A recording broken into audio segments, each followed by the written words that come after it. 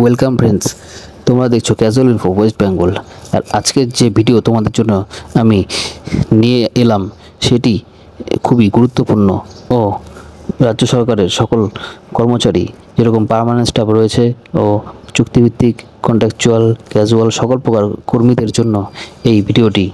হ্যাঁ বন্ধুরা, এবছর 2025 সালে রাজ্য সরকারের তরফ থেকে দেওয়া হলো একটি দুর্দান্ত খবর। খবরটি কি?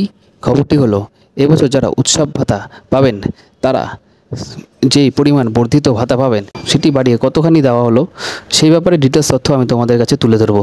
তার আগে বন্ধুরা আমি বলতে চাই, তোমরা এই চ্যানেলটি ক্যাজুয়াল ইনফো ওয়েস্ট বেঙ্গল চ্যানেলটি অবশ্যই সাবস্ক্রাইব করবে, কারণ রাজ্য সরকারের সকল কর্মীদের সকল প্রকার খবর পাওয়ার জন্য এই চ্যানেলটি সাবস্ক্রাইব করা খুবই প্রয়োজন, কারণ সবার প্রথমে খবর এই চ্যানেলে আপলোড করা হবে।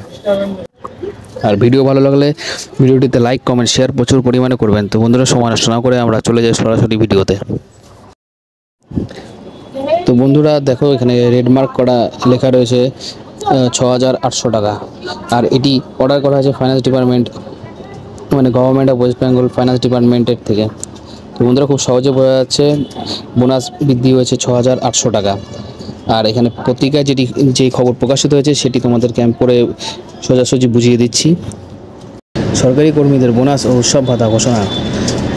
সরকারি কর্মীদের অ্যাডহক বোনাস 800 টাকা এবং উৎসব বাবদ সুদবিহীন অগ্রিম অর্থাঙ্ক 2,000 টাকা বাড়ানোর সিদ্ধান্ত নিল রাজ্য সরকার। সম্প্রতি অর্থ দপ্তর যে বিজ্ঞপ্তি প্রকাশ করেছেন তাতে শারদোৎসব ও ঈদের আগে এই বোনাস ও অগ্রিম পাবেন সংশ্লিষ্ট কর্মীরা। প্রসঙ্গত প্রতি বছর এই ব্যবস্থা চালু রাখে রাজ্য জানিয়েছে 2025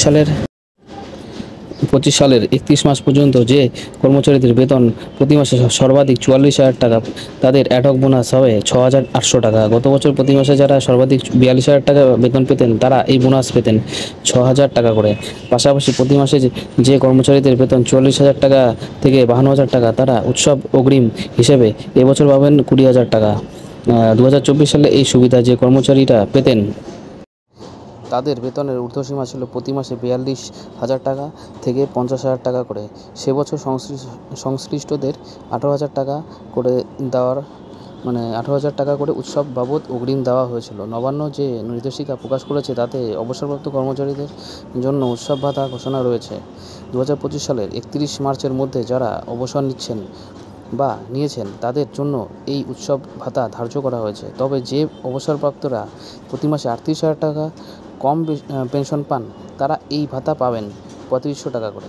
গত বছর তা ছিল 3,200 টাকা করে এবং সে বছর পেনশনের ঊর্ধ্বসীমা ছিল মাসে 35,000 টাকা।